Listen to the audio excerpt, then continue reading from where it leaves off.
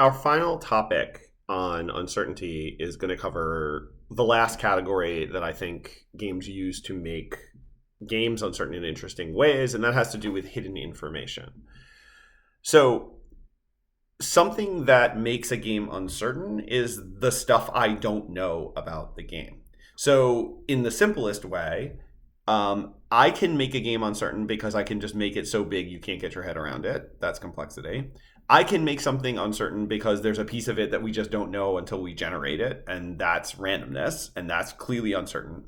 But I can also make a game uncertain because I just don't tell you something, right? Like there's something in the game that you just don't know, and until you know it, the game can't be certain, right? Like you're just not sure what's going to happen.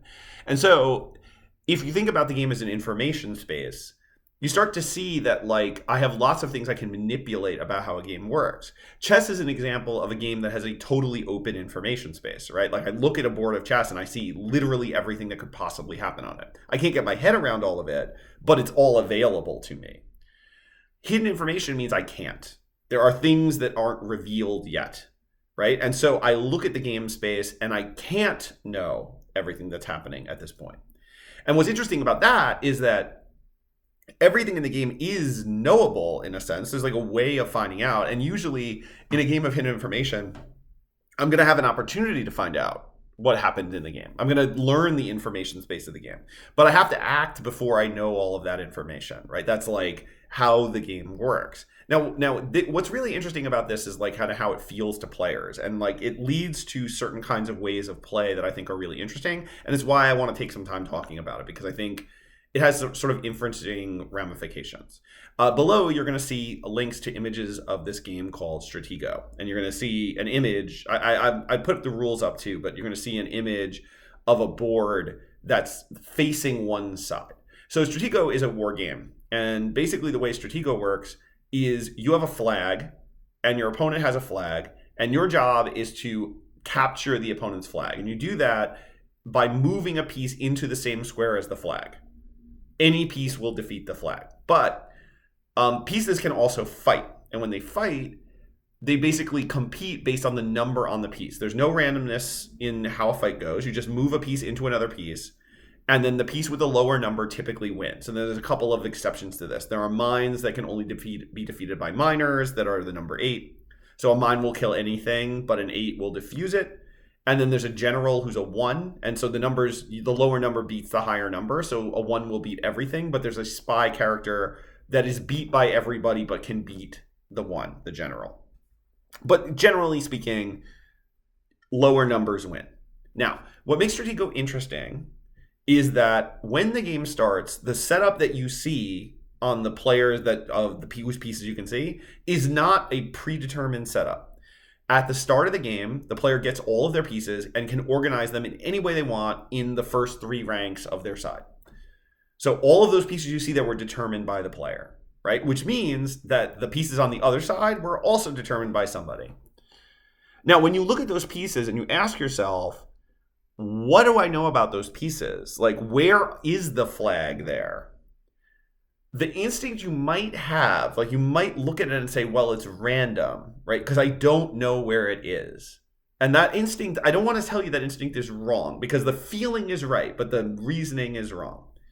It's not random, right? It's literally not random. A human being sitting across from you did that. But because it's unknown to you, it feels like randomness. And that creates this very interesting scenario, right? Where like suddenly I have something that feels like randomness, but is not random, right? If I lose Stratego because your pieces are in a place that I didn't expect and I waste a bunch of my units trying to fight you, randomness didn't beat me. You did, right? Like your setup beat me. It has the flavor of randomness, but it keeps a sense of agency. So I want to talk about some games that use this and like talk about ways it works because it leads to some really interesting ramifications. The first example is one I mentioned last time that I want to go back to. This is like a really simple way of thinking about hidden information, and that has to do with poker and specifically Hold'em poker, which still is kind of the most successful poker variant of our time. And a few years ago, like about 10 or 15 years ago was huge, right? It was like just like a huge sport that people were playing. Just as an aside, you should know that like card games go through histories like this, right? Like, so poker was the one that was like the early 21st century. That was the game that got very, very big and very serious. In the 50s, it was a game called Contract Bridge, which is just a variant of bridge. Everybody played it. It was huge, right? Like culture goes through waves of like games being interesting to them, and card games are really interesting this way. I find the poker one really interesting right now because we have all these digital games, and so we could just be playing digital games all the time. But then poker gets huge, and it gets like a whole culture, a culturation of like risk taking and coolness around it. And that's just a phenomenon of the time. If you know anything about bridge, you probably know it because old people play it, but old people weren't playing bridge in the mid 20th century. Young people were playing bridge because bridge was cool, right? And so games just go through fads like that. Now, Hold'em poker is a particular kind of poker. I'm going to explain it pretty fast, but you might know it just from having seen it on television, but I provided some rules for you below. Players draw 2 cards. They hold those hidden so nobody sees what they are. They bet based on those 2 cards, and what happens is 5 more cards are going to come out in the middle of the board. They're going to come out in stages. So 3 cards come out first, which is a draw, and then there's a turn, which is the 4th card, and then there's the river, which is the final card. And then when the final card is revealed, if there are still people with cards in the game, everybody shows the 2 cards they have, and they make the best poker hand they can out of all 7 cards. So they discard 2 cards, and the 5 cards they make the best hand out of is the hand that wins. Now, what's interesting about this, obviously there's a lot of probability in this, right? Because it's like the nature of the game is that the cards I get are random and I can't control them. But you could also sort of think about it as a game of hidden information because the cards that are going to come out later already exist. They're in the deck. Right? So there really are 5 cards out the whole time. I just don't know what they are. And so what I'm doing is I'm playing against the possibility of those cards. But then there's a second thing I don't know, which is what you have, right? So I know what I have because I can see my cards. And so I can make a certain amount of decisions about my cards. But the problem is what I want to do is have the best hand of the table. So to have the best hand of the table, that's partially how good my hand is, but it's also, and more specifically, how good my hand is relative to all of your hands. And so the question is, well, how do I know that? It's like hidden, right? Like it's hidden away from me. Now, on one hand, that makes the game really good, right? Like I can't, if I knew what these were, I would just know. Like I could, if all of our cards were just displayed in front of us and we played a game of poker where we could see each other's cards, the game wouldn't be interesting because I would just know I had the best hand. So that's terrible. But if I have no idea what hand you have, right? Like I have no information about what hand you have as we play poker, that's also bad, right? Because then I'm just guessing. It becomes like it's random, right? I can't see your cards, so I just don't know what they are. And they were, in fact, randomly drawn. So if I don't have any information about them, they could be anything, and then I'm just essentially just guessing. Now, I could play an odds game against the cards I have, but that's not really interesting decision-making space because, like, I don't, like it's just a simple decision. Oh, sorry, the lights went out here. I have to figure out what happened. So I'm going to pause the video for a second and figure out what's going on. Just give me one moment.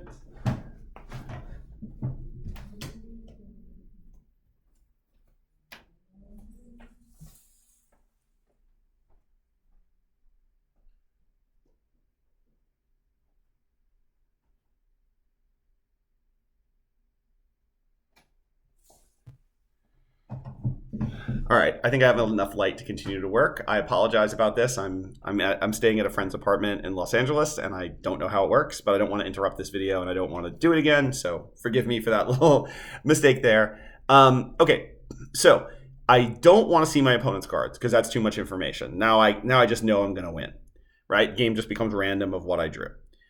If I have no idea what they have, then it becomes random again because I could be playing against anything. But the trick is it's not random, right? Because of the action that I take. And so I want to walk through this slowly so that it makes sense how this works. In poker, I have one decision I always make over and over again. I can choose to bet and stay in the game, or I can choose to fold and drop out of the game. If I fold, I spend no more money, right? Like no more of my chips go into the game. But if I choose to bet, depending on what the bet is, I might have to risk money to bet. And so every time I make a decision in poker, I'm deciding how much I want to risk staying in the game. And that risk takes a couple of choices. I can either match the bet on the table, meaning I basically like say I want to stay in, but I don't increase the bet at all. Or I can raise it to whatever I want. I can choose to add more money into the game.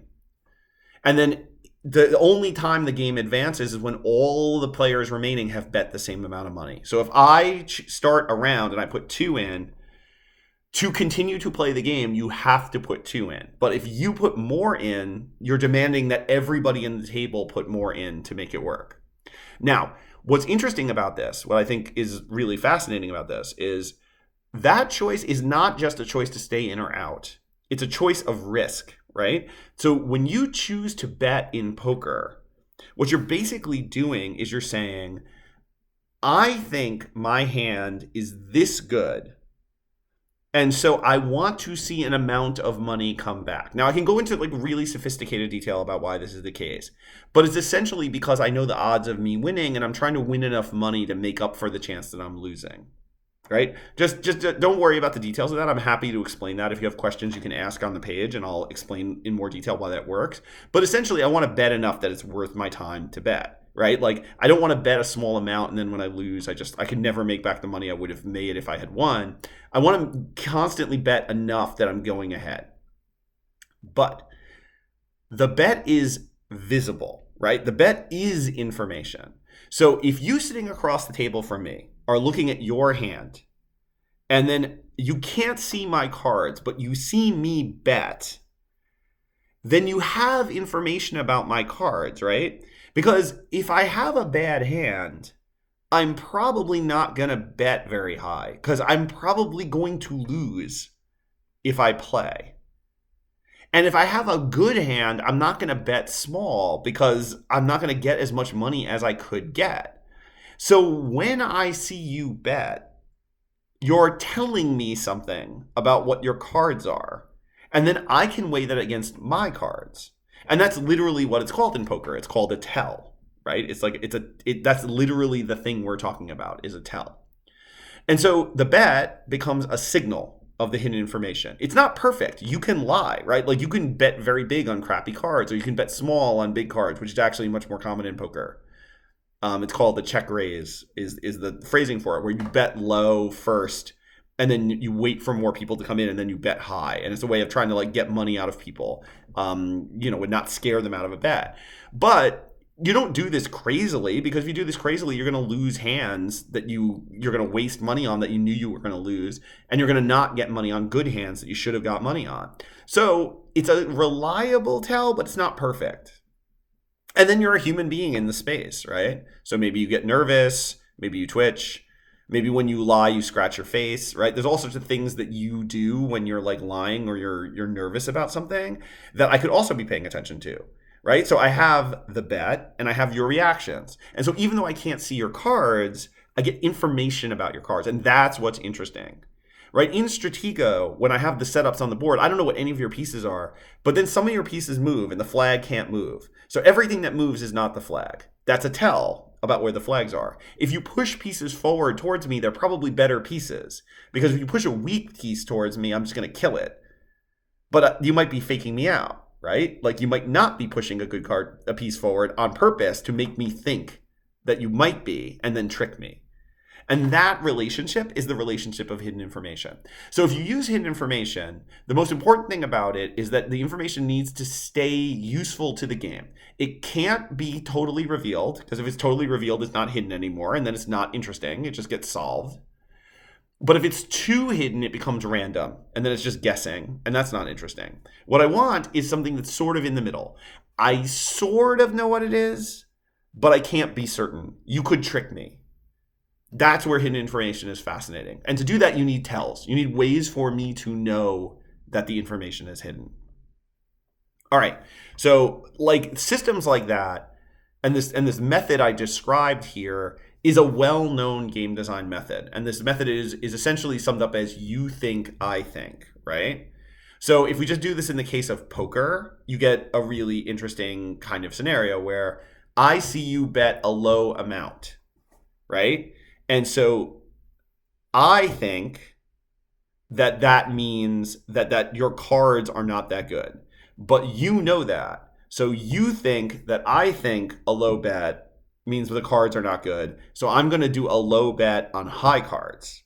But I think that you think that I think that low bets indicate low cards. So when I see you make a low bet, I think you're trying to trick me, and I assume the cards are good. And that flow is a really interesting flow, right? It's like, it's a kind of dynamic that can get people really interested. Because like, at any point, the answer could be right. It's the scene from Princess Bride about where the poison is, right? Like you have to like play this game of like getting into somebody else's head, and getting into somebody else's head is fun. Like that's a kind of fun.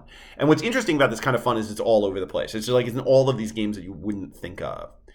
The classic one of these that it is in is a game system that's all over the place if you start looking for it, which is called a Rochambeau. Rochambeau is the French way of saying it. What we're talking about here is rock, paper, scissors, right? Where like somebody throws a symbol and somebody else throws a symbol, and then the heavier symbol beats the weaker symbol.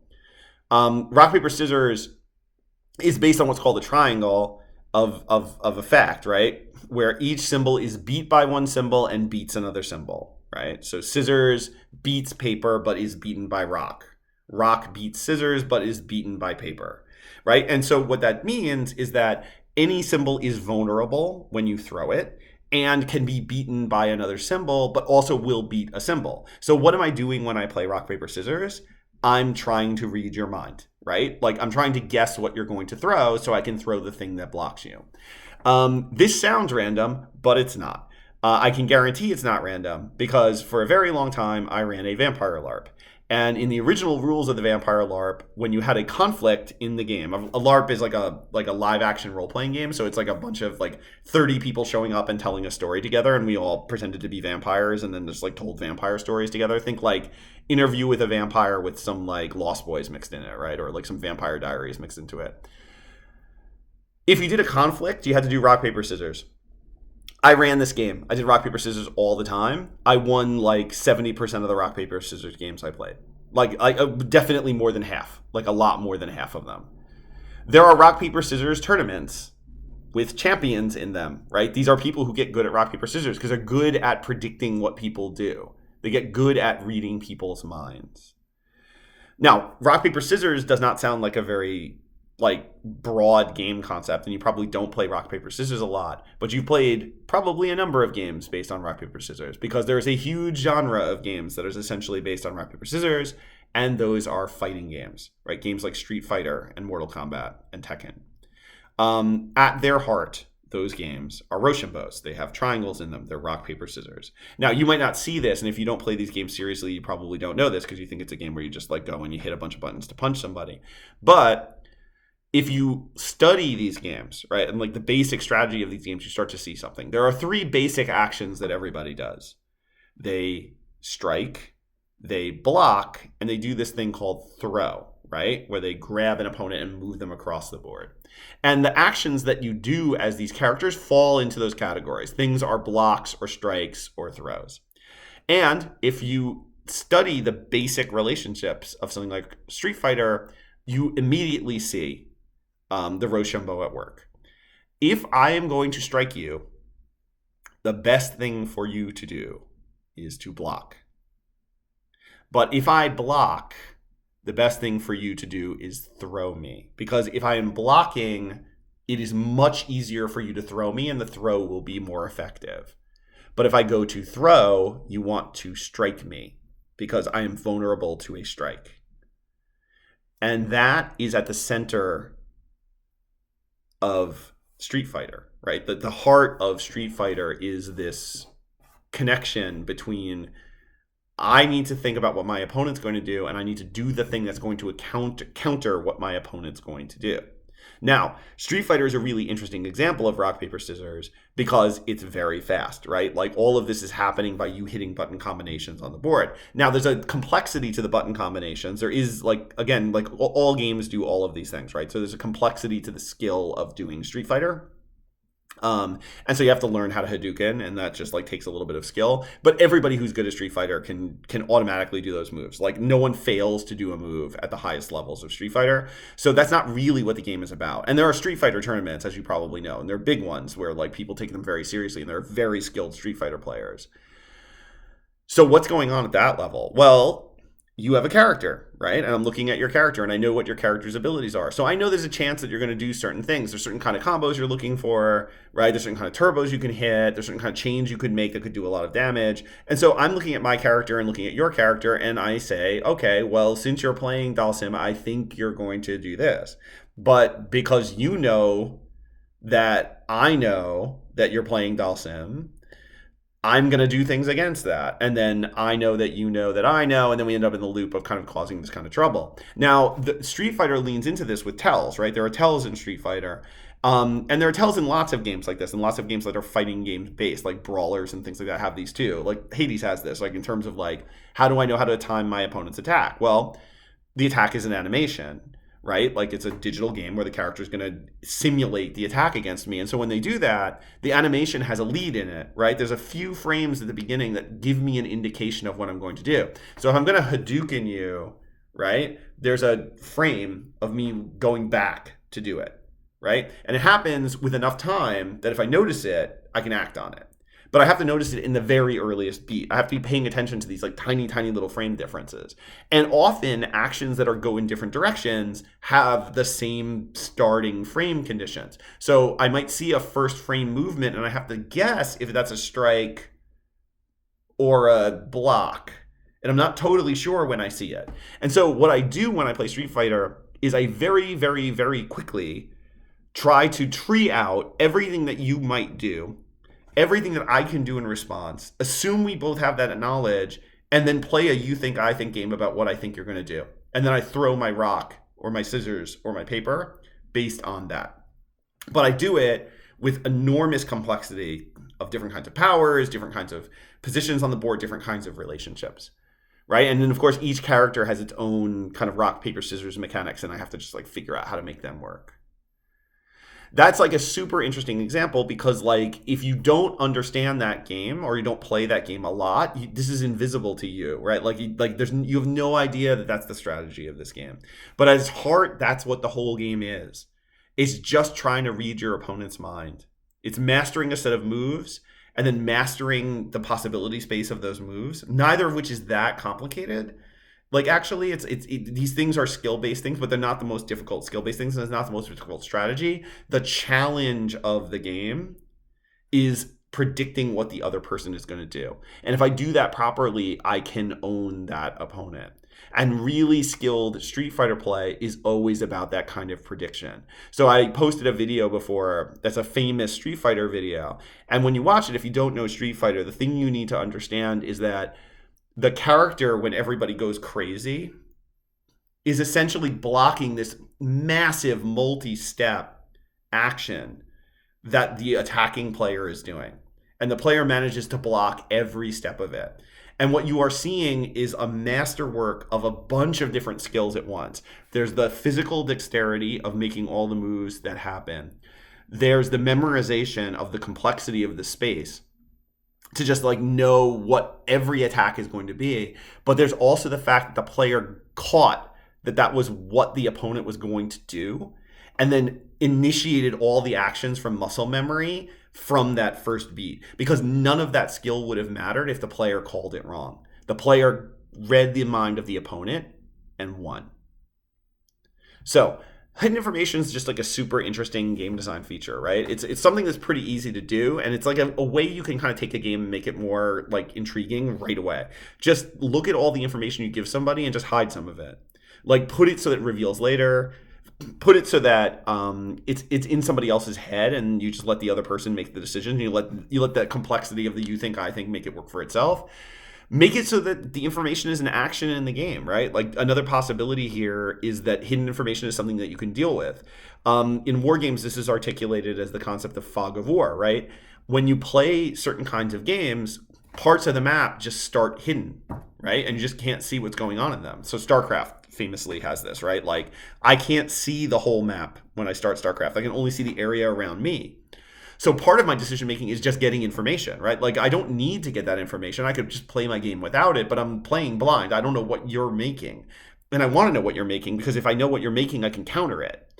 So how much energy do I want to put towards revealing that information? And that can become just a whole other game mechanic in your game.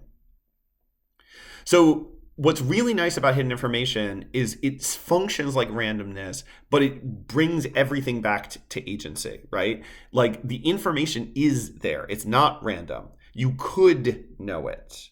And so if you balance hidden information systems right, where you give people the ability to try to predict the hidden information, they have a reliable but not perfectly reliable way of understanding what's going on around them, then you've given them the possibility of having like really interesting game design decision making. And that's why the system gets used all over the place. So hidden information functions kind of like randomness, but it brings out these you think, I think, player predicting moments that are very powerful. That you can do that in a lot of different ways. That can be done with players making decisions that are hidden. That can be done with hiding information in the game system. But also it can be done just by implementing you think, I think systems. And consider rock, paper, scissors based systems, right? Again, I'm not bringing this up as a sort of idle example. This is a very common feature of game design. And theorists like Serlin, who does a lot of work in fighting games, talks really explicitly about Rochambeaus and how Rochambeaus work. You can actually just create structures that push you think, I think. Systems where everything is vulnerable and everything beats something else suddenly create systems where what I choose becomes really important and what I know you're going to choose becomes really important. And that is a skill. And even though it feels random, it's something you can improve, it's something you can predict, it's something you can know.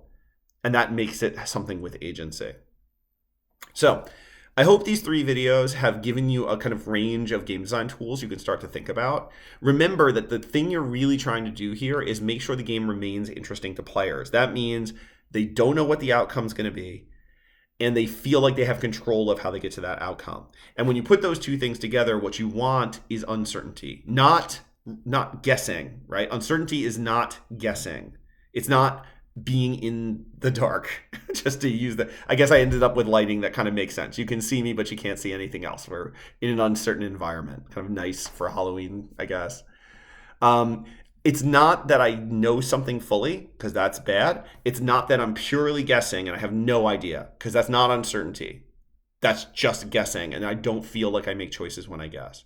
It's that I have a chance to make a decision, but I can't be totally certain about my decision. It relies on skill that I need to push. It relies on reacting to things in the environment and taking risks on things that I couldn't predict. It requires me to read somebody else's mind, which is never a certain thing to do. And if you start using these tools together, and I hope you can see in the examples, I keep bouncing in examples that use more than one of these are tools you can use to make your game design more sophisticated, more interesting, more replayable, more fun. Feel free in all of these videos to just use the comment fields to ask questions. We can conduct conversation there, and we can talk about this on Monday when we're back in class. All right, thanks for watching these videos. It's about an hour and a half of stuff, which is basically a class you missed. Let me know if you have any questions, and I look forward to seeing you next week where we'll start talking about fun, and we'll start working on our next game project.